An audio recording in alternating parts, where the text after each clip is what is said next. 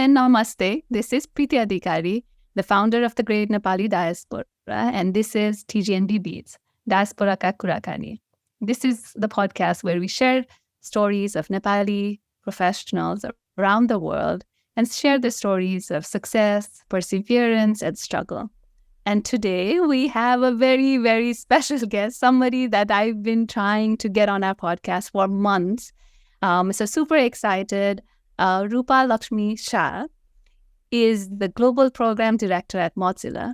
Before that, she used to be the Director of Global Philanthropic Partnerships at Scratch Foundation. She has an MPA from Cornell University and is a visiting lecturer there now, right? Lots of amazing things to talk about. Let's welcome Rupa. Hi, thank you, Preeti, for having me. And my apologies for sort of putting this off for so long with a small child and, career transitions. It has been very difficult to schedule, but really happy to be here. Happy to talk to you all and just share some of my experiences. Perfect. No, I think you're definitely worth the wait. So I'm so glad we're, getting to have a chat today. So Rupa, tell us a little bit about what philanthropy means. Because in a Nepali context, my people either have vague ideas or they have the wrong ideas. So tell our community what it is and what it's not. This is a very good question, Preeti. And as Nepalis, I think we sort of confuse philanthropy with GoFundMe or some, transactional interaction with somebody who is either willing to give their services or their money. But philanthropy really means is it consists of three things. It's your network, it's your resources, which is like your info, with your knowledge and your background, and your and money. Money is, it's obviously it's important, but when we think of philanthropy, I think all of us should think of it in three different buckets. It's the network. So if I connect with you, can you connect me to somebody? So this is like our, your global Nepali diaspora. It really is similar to that. So connections, resources, and money. Resources as in what kind of information do you bring? How can you help me in terms of education and information? And at the end, money. And I also really would like to emphasize this, and I've always said this, is that it's the connection to people. It's your relationship. That is philanthropy. You represent an organization, I represent an organization. What are the areas that we can collectively make an impact, right? So that is sort of the philanthropic relationship aspect. So I always emphasize this, it's people is in the center of all of this. Impact is in the center of all of this. It's not always about money because we think philanthropy is getting a GoFundMe for a specific... Exactly. Right.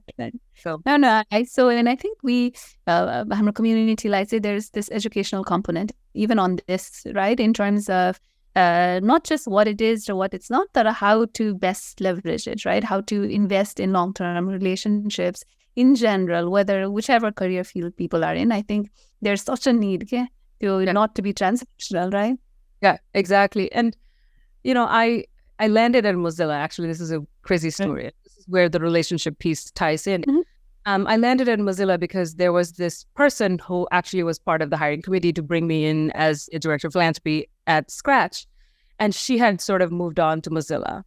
And I had stayed in touch with her, through several months. If they had some kind of RFP, call for proposal, I would reach out to her and say, hey, is this... can we can Scratch qualify? So I kind of built that relationship piece. And when I told her that I was about to leave Scratch, she's like, Rupa, hold on a minute. There's something for you at Mozilla. And I was like, I need some time off. So she really connected me, and that relationship really blossomed into us being coworkers again, which we really enjoyed. So, this is not a philanthropic relationship in any way, but for me, I think, the network is important. Maintaining relationships is important. What I'm doing on making my impact and how do I communicate to my friends, to my peers, to the overall sort of community that I'm in is important. So I think philanthropy, this is a good kind of setting the stage that we're doing, is that, philanthropy, it really is it's more comprehensive. Right. We think of. Of course. Next question is actually about your new role, which I'm super, super happy for you. I think it's super exciting to have a Nepali in that role. Tell us what it entails. So I joined Mozilla as program director of global institutional partnerships. So what it means is like it's a funny story.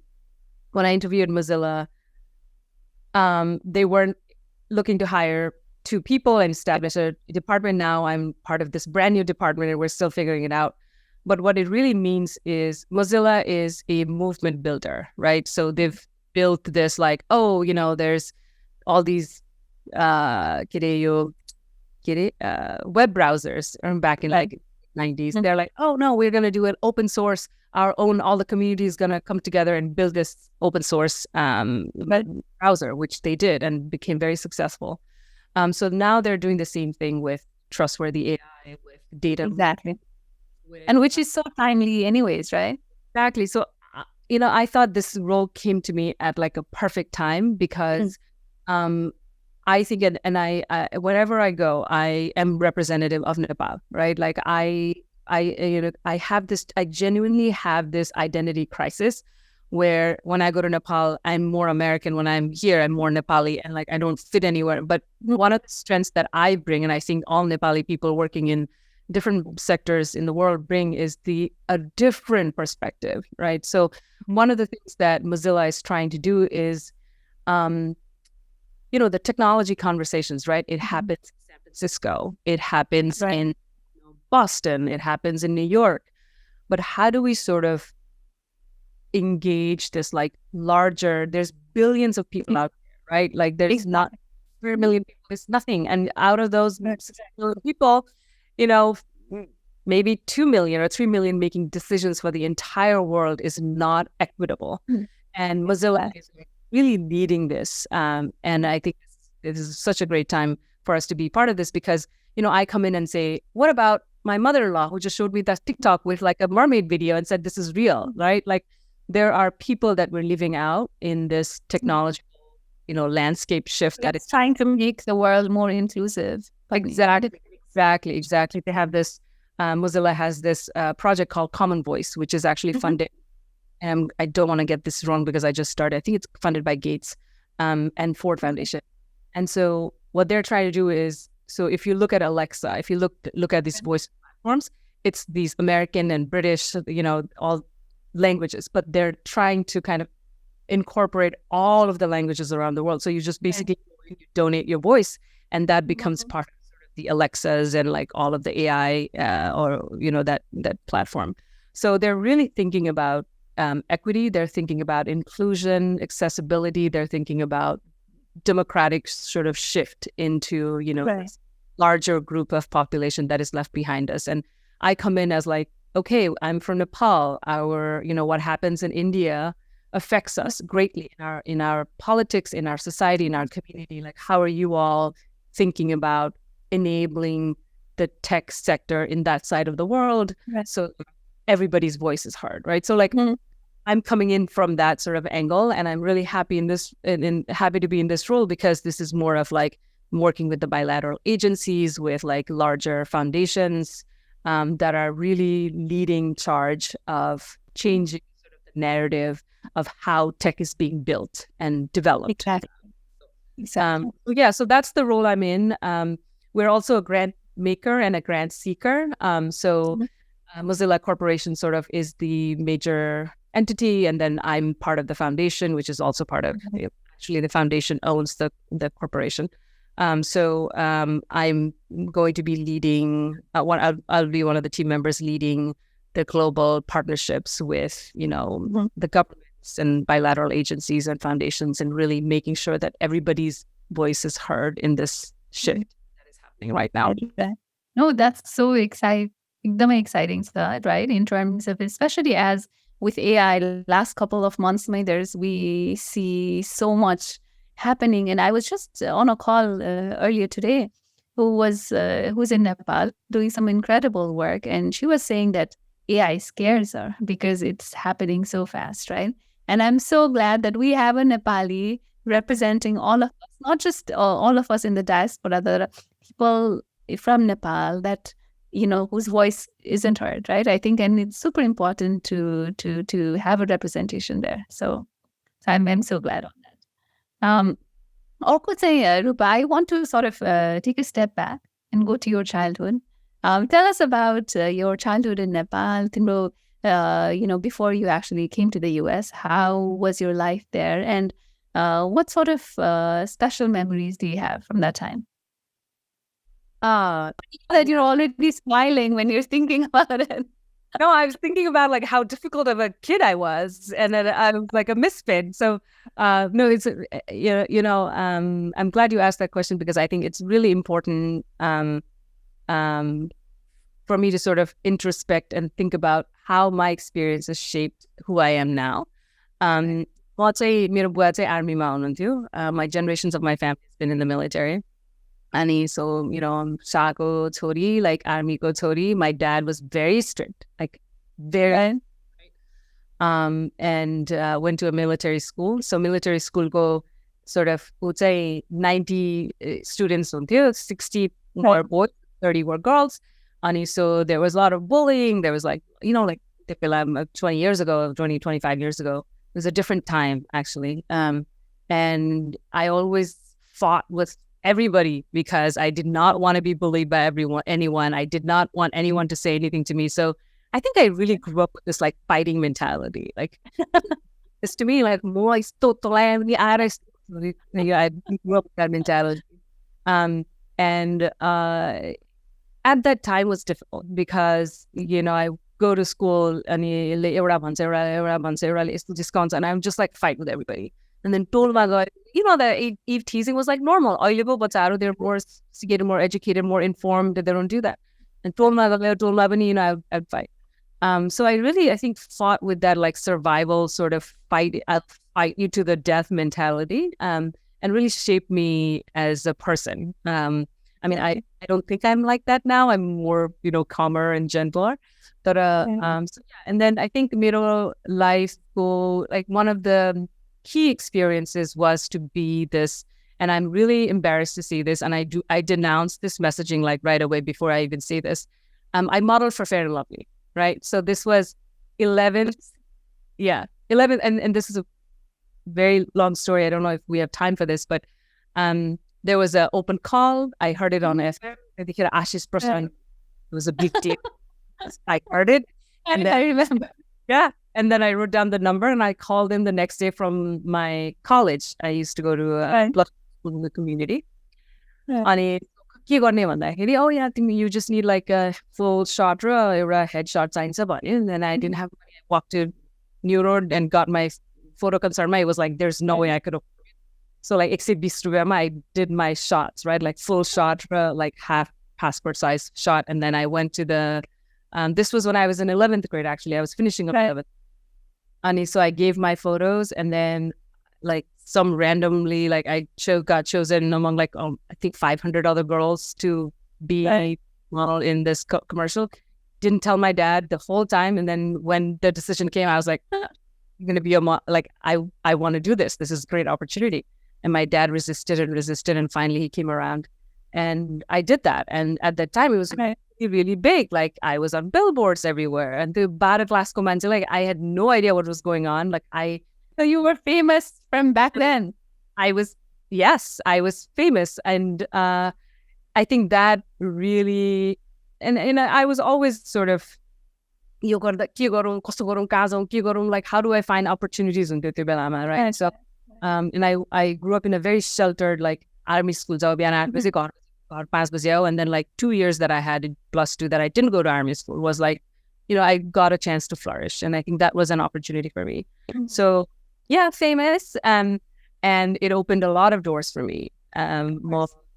So after that, Bharat Glass Pardaheri, Kantipur Television was establishing their new operations. They're building, so I applied. I went to Bijay Kumar Pandey, the journalist, and he had interviewed me for his Nepal magazine.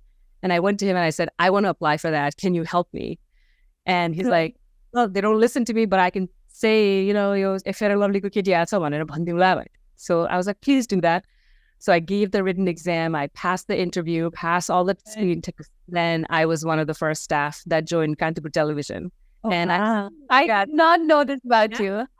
I have very extensive background. Oh, very cool. Yeah, so 12 class padahari, I would go to school +2, 7 baje biana, then finish up at 11:45, then take the bus and go to Koteshwar to Kantipur Television, and then work till like 10 p.m. and then come home 10 p.m.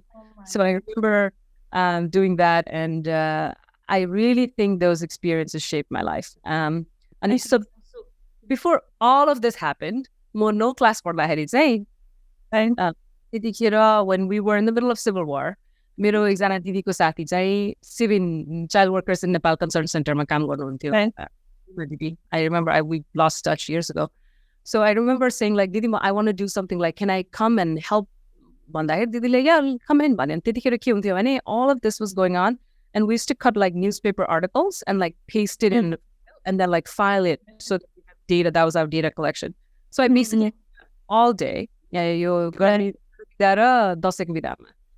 then I think, it exposed me to kids who were, living in streets, street kids, what's out, going, the main problem too. And so I think it was sort of where my heart was since like very young age. And that really shaped me into doing all of this now.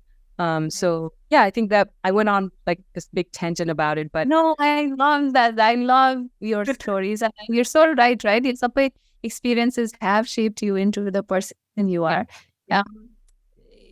That's sort of connecting sort of questions. What did you want to be? So that's a good question. I always wanted to be a news anchor. That was my life. Yes. I grew up watching, Nepal TV women reading news in English, Nepali. Exactly. No. I remember the fascination. They sounded so articulated and polished. Yes. So my goal in life was to be a news anchor, and it still is. I will not give up on that dream. If I go to Nepal, like I know I can go back to Kantipur and say like, "Hey guys, I'm back on the news." But that was my goal.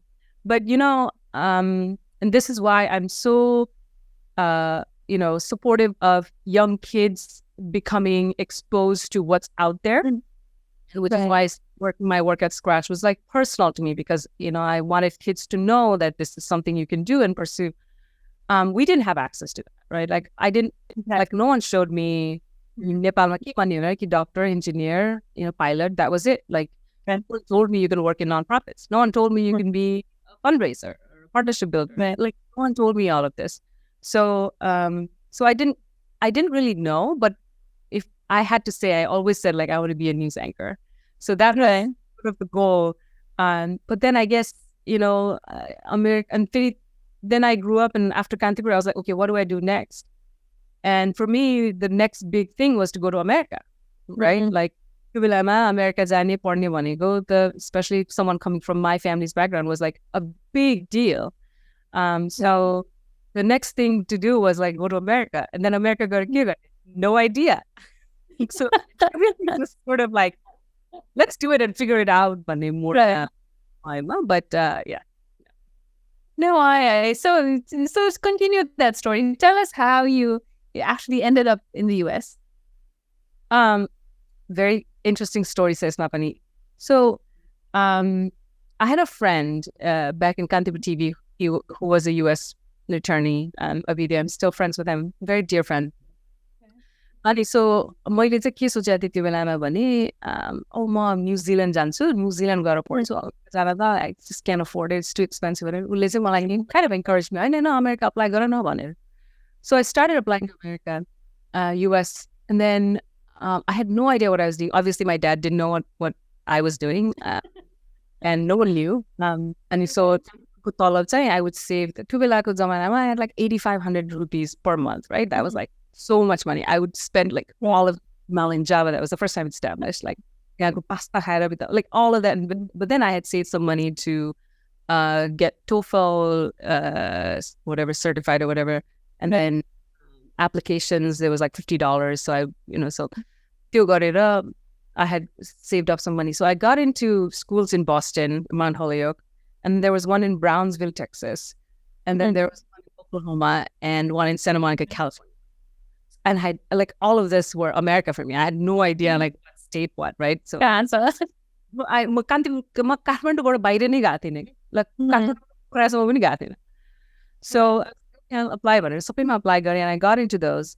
And I remember Brownsville, Texas was the cheapest. It was like, $2,000 a semester or something like that. Right. And I worked Brownsville because this is something I can afford. And then I had another friend whose boyfriend at that time was a Peace Corps volunteer, an American Peace Corps volunteer. Scott, I still remember. And when Scott, look, all of this school, I've got into all of this and like, I can't make a decision on where to go. Yeah, and he was like, let me see. Kaka Raisa in Boston, don't go there. It's too cold. And then at Brownsville, Texas, I think that's where I'm going to go because it's cheaper. And he said, no. And I was out, not a good place to be. All right, it's like border town, whatever. And then I said, Oklahoma. And he had just come back from Bear Guns. And he said, oh, Oklahoma is like Bear Guns of America. You don't want to go. And then it was like Santa Monica, California. It was a community college, right? Everybody told him not to go to community college. But that was, it was like $3,000, like second cheaper. And he said, go to Santa Monica. They have beautiful weather, man. And I was like, okay, then I'll go to Santa Monica. But I applied to Santa Monica College. I initially applied for film TV because at that time I was thinking about like, what kind of education don't we have in Nepal? And that time, film TV was. So I applied for the film TV program in Santa Monica College. I got in, got my I-20. And then I had visa interview the next day and I went ahead and told my dad. He didn't know anything about this. Oh my God. And I said, Dad, I have visa interview tomorrow and I need 15,000 rupees because if you get visa, you need to. And I was broke. Right. And my dad was like, this is a joke. Like, what is this? And I was like, no, this is serious. And so my dad was confident that I was not going to get a visa. So he's like, so he just like, so next day, obviously, went in and they saw my background. I was working in TV. I wanted to pursue TV. So I got the visa. The first person I called was my dad. So that was a battle to... right? Plus, he's like, what? So he's like, so yeah, and I had just finished 12th grade. And so I was barely 19. And I fought my dad for like 3 months and to let me go. And, he finally did let me go with some loans that he took out to send me to America. So I came to Santa Monica, Los Angeles. So somehow inadvertently, when you graduate, when you're in LA, you end up in entertainment business. Like, it's just how it is. So मैले TV नपढेर मैले communications पढ्न थालेँ and I loved like communications भनेको के हो कसरी formal communication भनेको के हो business, so all of that I loved that part of it.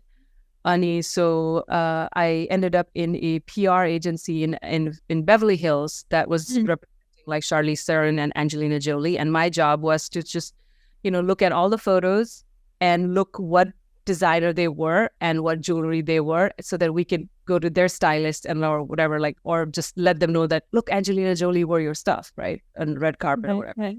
That was my job. And I remember being miserable, like miserable to the max, right? I had no idea. I was thinking you were so excited. I was miserable. Like, I had no idea, right? Like, America, I'm going to go when we come from where we come from.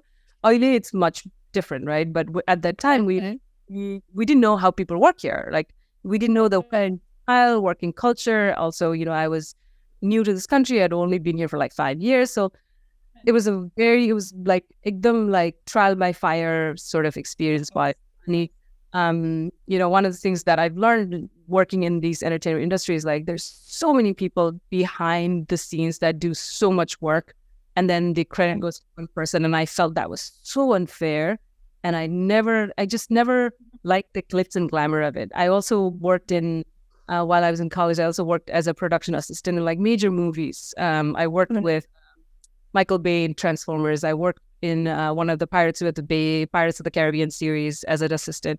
So I did all of that in the industry, and I ended up in PR. And I kind of liked PR because I was building relationships, and I think that really stood out for me. So I think taking that PR to now building relationship in the fundraising and partnership building phase, I think I really enjoyed this. But would I ever go back and work in the entertainment industry doing it's just glamorous, right? It's like amazing. You go to these parties and you go, right. But it's just not what I wanted to do. Not you. Not me. So yeah. I love this. I feel like we should do like 3 episodes just on your stories, Rupa. They're like incredible. I love these stories. I think our audience will definitely enjoy them. Another sort of question that that I want to ask you is, especially when we think about Nepali women, right? Traditionally, there's this stereotype of just accepting what comes to them and so on, and you're definitely not that, right? Even as you share your stories, childhood and then professionally funny, right? And I sort of don't like asking women how you do it all and on so on. But I do want this fire you always had, right? This drive you always had to hustle and everything, which is so exciting, especially as a Nepali woman. How do you think that has shaped your career? I think that's a really good question, and I just want to do justice to that question because it's really important, especially young women now, right? How they perceive our journey and how it actually is. Right. So one thing I knew coming from Nepal was that I'm not equipped. Picture something there's equity versus equality, but near a picture equity is like everybody starts in the same page or one of those, right? Right, the ladder. Mm-hmm. Yeah. So I came from like really in the bottom. English was a struggle. I mean, of course, I could understand and I could speak, but in order to communicate in a clear, in a crisp way was right. Like articulating your thoughts was a process. So I knew, and I also wasn't very, book smart. Like I was always an average, like I'll just get by. Like I'm not, super smart. So I think one of the realizations that I had early on in my career was that I'm not super smart. I'm decently educated. And the only arsenal I have is hard work. And that's what I'm going to do. That's my arsenal, right? If you like, I always think of it as like, this is very like the grim setting. Just so like, when you go to a war, what do you go with? You go to win. And what you go with is what you take out is your most useful weapon. So for me, most useful weapon was that I can work hard. I can work late nights. I could just do it. Do the hustle, right? Do the hustle, right? So that was a thing. And I also didn't come from like a very, and also I think one of the things that really helped me was that there was no safety net for me. Like if I didn't make it that month, I would be homeless. Like that was it. Like I had no friends, no family when I came to US. So I think and also it was a different era. So I think for young women and men now, I think one of the things that I would really say is that पहिला आफू कहाँबाट आएको छु भनेर हेर्नु पर्दो रहेछ. Like के हो त? Like what is your arsenal? What is on your arsenal? Like what can you do, right? So त्यो सोच्नु पर्ने रहेछ. And then like what are the things that I have it in my arsenal, but I need to sharpen it time to time. What is the skills that you have that you can sort of sharpen it time to time? त्यो सोच्नु पर्ने रहेछ. अनि man, it's hard AF to do it all. Like it really is. Of course. And we should say that more. Exactly, man. Like I'm a new mother. I have a 1.5-year-old. The amount of like just the work there, and you're also a mother, right? Like just the work. I mean, it's hard. It's really hard. More young women like think far out, like for the future. What do you want? Right. What kind of career do you want, right? And if you decide to be a mother at some point, how are you going to take care of yourself, your baby, and work? how are you going to do that?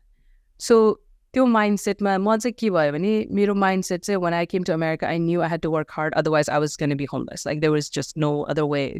There was no other way to do it other than like I had to survive. So त्यो भयो. अनि also, you know, one of the things that I think most women don't talk about enough is how important it is to have a good partner. Right? Right. We always talk about, oh, behind every successful man, there's a woman. But behind but the other way around. There's also other way. And like not only your partner, right? Your family, like your sasu, your sasura, your, you know, your support system has to be very, very strong. And I think त्यो कुरा चाहिँ हामीले, you know, like, oh yeah, you know, I have a nice boyfriend once, but then and you also put it on lucky. Well, I'm lucky I have a good husband. But you know what? You invest time for that. Exactly. So thinking about it long term, bringing in your best arsenal and establishing this support system. They're going to be there no matter what. But then having someone who also understands the way you think, the way you sort of, you know, what motivates you, what makes you happy, and how that person can be supportive. I mean, you know, and I will also say that unless men give birth, there is no equality. Right. There is no equality. That is something I will say out loud, right? Right. Of course. How do you make the best between two partners? Exactly. So I think I didn't give you like a clear answer, but I think there's many things. I think you have to understand what your strength is. You have to really, and this is something I always say this, plan gora yaar, like what do you want to do? Right? Without a plan, whatever you do today doesn't matter, right? Like it just and the plan has to be a little realistic, funny, like that you have to, I mean, it can be a crazy dream plan that you have to make sure that there are variables that are going to happen. Life is going to, you know, hit you with very unpredictable things. But you have to, that is the perspective. Yeah. And I'm not saying like, my goal is not to make $1 billion, right? Like that's like unrealistic goal. But my goal, like, what is my goal? What kind of wife do I want to be? What kind of worker do I want to be? What do I want to pursue after Mozilla? Like, what do I want to do? Right? Like, I'm constantly thinking about this, and plan गर्ने हो नि कि एउटा vision चाहिँ हुनु पर्दो रहेछ कि like you can't, life doesn't, you know, you plan and then life happens. But no, you can't have that. But you have to have sort of a long-term vision of like how you want to do things, where you want to be, so that everything you do now builds sort of steps towards your goal. So यो कुरा चाहिँ, I think, you know, a lot of us in Nepalma, you know, I remember coming to Cornell, and then I remember in my sort of like second, third, or third semester, I joined this class that basically helps you get a job in consulting. And the consulting question was, how many kids in San Francisco are using phone between 2 to 4 p.m.? I remember this question because that question like opened the floodgates in my mind, because like we're not the creative thinking, problem solving, yo kura hamलाई data driven, nothing like that. Data driven, like information derived गर्ने, information process गर्ने, त्यसको hypothesis ल्याउने, त्यो hypothesis बाट all of that thing is not taught to us at all. हाम्रो education system छँदै छैन कि. So I remember thinking like, त्यो मान्छेले, yeah, between 2 to 4 p.m. what zip code? Okay, this zip code को स्कुलहरु कतिवटा छ, त्यो स्कुलमा कतिवटा बच्चा छ. Like he just hypothetically built all of this data, and then in for like, oh yeah, 1.2 million kids will be doing so and so at this time in San Francisco. And I was, oh my god, यो त मलाई त थाहै रहन्छ, यो सोच्ने त यस्तो important कुरा त मलाई थाहै हुँदैन रहेछ. So just understanding what I don't know, and then I was in a meeting with my executives, and you know, I said like, look, this is like, I don't know this, I don't know the process, I don't know, like I have a strict process, but then yours is different, I don't know that.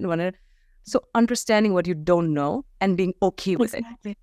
Right? Yeah, like, minded is so important. Exactly. Because we know, like we just know what we know at this moment, and then the next moment that information is going to be old information, right? So really understanding yourself, I think, is super, super important. And then just being ready to work hard, man. Like you this matter, like, you know, just working. Dude, I think just coming here is not the lottery. I think you have to make it. Not getting a job is not a lottery. Maintaining it is right? important. Exactly. Getting a job, anybody can get anywhere. Like, I don't think it's a problem. But yeah, and I think it's a constant process. Like, every day is a process. Also understanding your shortfalls. I remember there was a meeting with Lego, and Lego was a big partnership that I managed in my last. I remember setting this meeting up, and then my chora was like, I don't know, like 4 months, 5 months. And I remember not having a babysitter, not having my sasuma. And like, I remember I'm telling my husband, like, you have to be home at this time because I have to. And even if chora is crying, I'm going to just put him in a room, and then he's going to self-soothe, and I'm going to take this meeting because that is important to me, right? So like, understanding that, understanding your rules, like, I'm a perfect, your priorities at the moment, right? And then there are days where I just have to be a super worker. Like, I just cannot be a super, and that's okay, right? So just like really understanding that, I think is important. Was that like a long-winded answer? No, I love this. No. It's completely fine.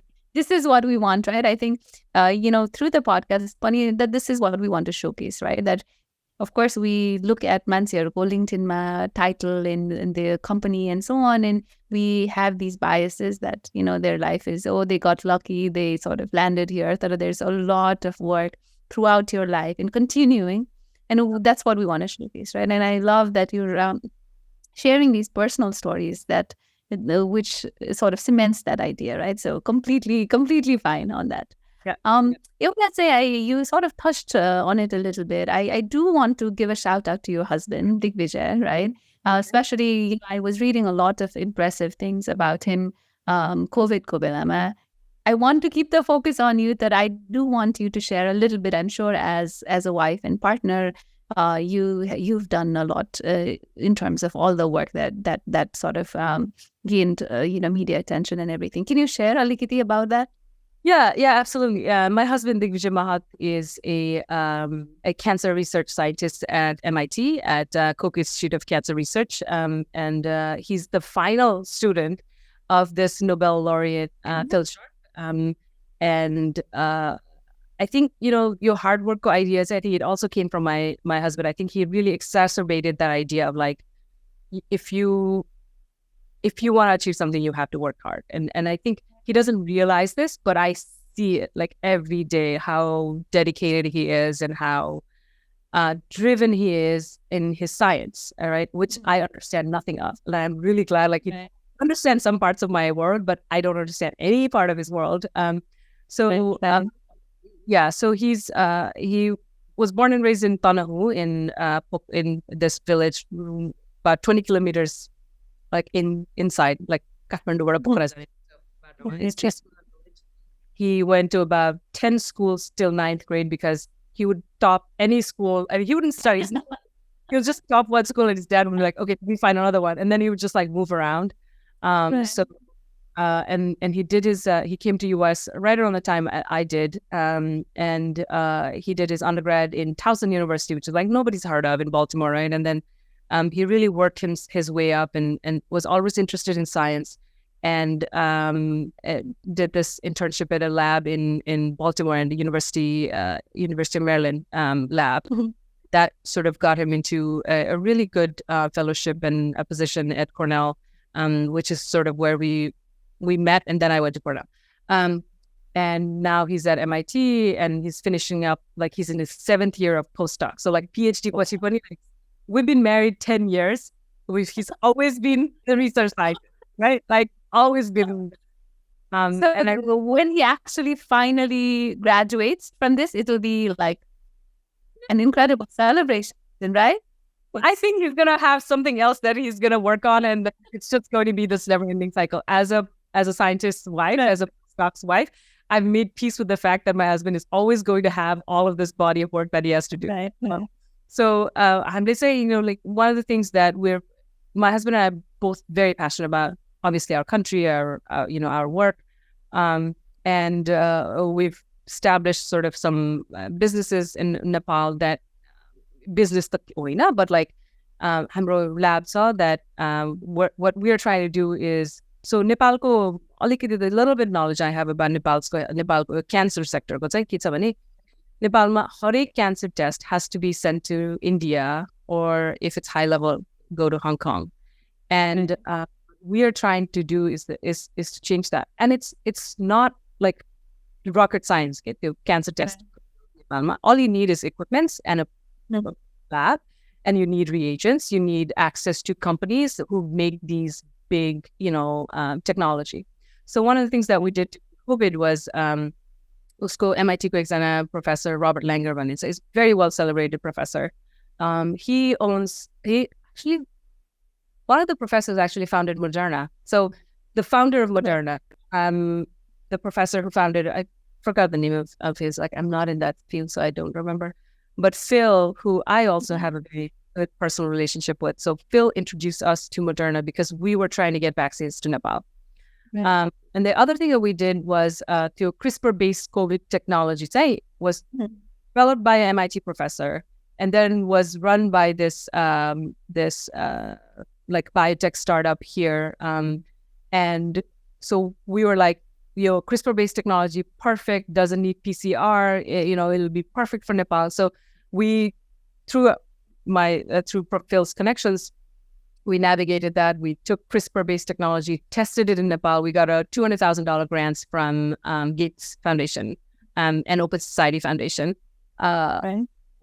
Sorry, I forgot the name of this organization, but we got a $200,000 grant to take this technology to Nepal. And we did. It was December of 2020. So we traveled there during COVID, set up the public lab Mangoira. We set up all the equipments. We had somebody from Sherlock Biosciences, actually, is the company that we work with. So Sherlock, they had sent their people to help us set up the machines and all that. So unfortunately, though, when my husband was there, the technology worked. When my husband left, there was someone, postdoc from Japan, who was trying to get this technology going, could not get it done. But when so that didn't really take off. But one of the things that we realized is the dearth of technology in cancer sector. In the, we were invited by the president, Vidya Bhandari, at that time. And I remember her saying that, like, oh yeah, मलाई cancer हुँदा पनि मेरो sample anonymized गरेर India पठाएको थियो. So like, basically, all of this is happening, and we live in a country where patient privacy is important, data is important. Nepalma, we don't think about it that. Actually, I was having this conversation with my colleague in Mozilla. Data भनेको, it comes from a place of privilege, okay? Because we understand what data is, and that's why we say, oh, data is important, this is important. But हाम्रो Nepali context, like, everybody's using TikTok. Like, everybody, is giving their samples. Yeah, it's also like data gives you a lot of access and all of it, so that you don't understand the price you're going to pay for it eventually. Okay? And the fact that data is powerful, whenever people don't understand at this. So, let's say, we're trying to establish a lab where, so Nepalमा के हुन्छ भने cancer, अब मलाई cancer आएछ भने मेरो sample मैले ल्याबमा लिएर म जान्छु ल्याबमा. त्यो ल्याबमा एकजना, there's an Indian sort of a salesperson, sort of हुन्छ नि, so the doctor gets, so if my sample gets sent to a particular lab in India, a percentage is doctor, a percentage is sent to the middleman who takes my sample to, so, and all of this cost is on the patient. Okay. So there's this like whole integrated thing going on, and that's what we want to work on next. And my husband is actually working with Nepali, the head of cancer hospital in Nepal. So we're working on establishing this facility where most of the cancer test does not have to go outside of the country. And Nepalma, one of the things is that things move very slowly. Exactly. Policy ल्याउनलाई गाह्रो छ. And one of the things that we really advocated for is यो एजेन्ट्सहरू, क्यान्सरको रिएजेन्ट्सहरू जुन टेस्टको लागि important छ, त्यो ल्याउँदाखेरि VAT नलगाऊ. No, I've been there in terms of how hard it is just to get, like, even in terms of, even with good reasoning, it's so tough, right? Yeah, and then just the logistic issue, के त्यो आइसमा ship गर्नुपर्ने, we just couldn't do it. And then like Nepalको एयरपोर्टमा fridge, or so there was just this whole logistical nightmare. But eventually, our goal is to have a because of our access to big, biotech companies, we want to take all of this technology to Nepal. That's our goal. So, Company Bio, we also connected with actually, what was that vaccine? The Johnson & Johnson vaccine. So I remember talking to Phil, and then Phil connecting us to somebody head of Johnson & Johnson, and then I was talking to the CEO, and then my husband was, so all of this like kind of to this, and they all sent us to India. And then I remember having a conversation with the Nepali Health Ministry, my husband and me, and then Johnson representatives in India. And somehow, after that conversation, we were able to get some vaccines in Johnson. But I also don't want to take credit for that, because there was a lot of things that had to align. Sometimes they just, even being in that, around that table and just pushing the, the issue matters so much. So thank you, Timira, Vijay, both. I think there's so much that that went behind the scenes. So I love that. And I think that sort of connects to how the diaspora can really help Nepal, right? Theo is an incredible example. One thing that I'd love for you to talk about before we wrap up is, helping Nepal to Sandesa, right? And that's what all of us want to do. How can we help our Nepali diaspora that's, away from Nepal and trying to do something? I think mentorship is so important. We really don't think much of it, but I think, mentoring people. And one of the things I did at Cornell was, graduate, master's students are like, I would just train them on how to interview for a job. Like, what are the questions you want to anticipate, and how do you prepare for that? And I think, especially Ailiko younger generation, and please don't quote me on this, but I think what is really lacking is the communication skills, right? Because we're so into our phones. When we were growing up, we had no phones. Like, we had to talk to people. Like, we had to get things done, right? So everything is done via some other medium. So I feel like there are certain skills that I think, I'm not saying like, I'm not an expert in any of this, but I think one of the things that we, as sort of people who've been here longer, been in the job landscape and career, and been a career professional for a long time, I think one of the things that we can sort of depart from us is the knowledge of like, hey, this is how we did it, right? Like, these are the pitfalls. These are the pitfalls. This is what you can expect. This is how you sort of navigate, these job interviews, or like if you want to go from master's education directly from undergrad, like how do you do that? So I think I have sort of mentored some of the folks from Cornell, and even some of the Nepali people. I would also love for people to kind of reach out to me and ask me like, okay, we're putting a grant application together.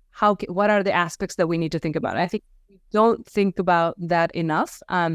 And like one of the things that I was talking to somebody in Karkana a few months ago, and I was telling them like, if you put a grant together, build in a impact analysis. Like, timle yo gaउँमा गएर कतिजना बच्चालाई कसरी सिकाउँछ त्यो कुराहरू. So like really thinking about our professional point of view, how can we help other people sort of think about things, I think would be very... Rupa, I think there's such a need for it, like in terms of there's so many Nepali or Nepali American nonprofits that sort of need that education. I do want to host a separate session, like in terms of where you can share your expertise and guide these. That as a podcast ko lagi, we're sort of towards the end of it. Is there something that your sort of last words or advice for our diaspora and our audience? I think, one of the things that I really want to commend you on is how you've sort of brought all of us together, right? It's so incredible. And, I was thinking about it this morning. I was like, how does she do it? It's so much work, like all these events that she's doing. So I think what you're doing is really incredible, and I really commend you for that. And I also think, one last parting thought is that don't be scared to ask for help. Like, Nepali hoस् अथवा अरूलाई होस्, I really want people to understand this, because my job is to ask people for money. And I go in thinking the worst they can say is no, so let's just go ask one another. So like, you ask for help. Like, there was एकजना भाइ थियो सानो यहाँ मेरो घर अगाडि एकजना दिदीको पसल छ उसको छोरा is like I posted somebody and then you connected to somebody for internship opportunity. I said, look, you won't get an internship in your first year of college, but at least you'll get an experience and exposure to what this process is like, right?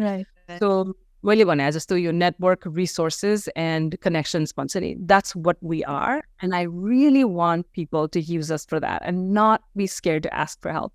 Because if you don't ask for help, you're just ruminating, you're just miserable by yourself. So doing together, I think like I really want people to understand that we're all here for you all. Like if I need help on something, I want to reach out to somebody. Like I want, like I don't, if I'm pestering somebody, I will pester the shit out and get help, right? So that's one thing I want people to take away from this conversation is that like, look, like please reach out, like please we'll help one another. Of course. And on that note, Rupa, thank you so much for your time. I think I learned so much about you that I didn't sort of know. And I love that you shared all your stories and your advice. I think that's going to be super, super useful. So thank you so much. Thank you so much. Thank you, guys. Thank you. It was really nice to talk to you all. Perfect. And for our followers, please subscribe to our channels, whether it's on Spotify or YouTube, and tell us who you want to see on our podcast next. Thank you. Thank you, everyone.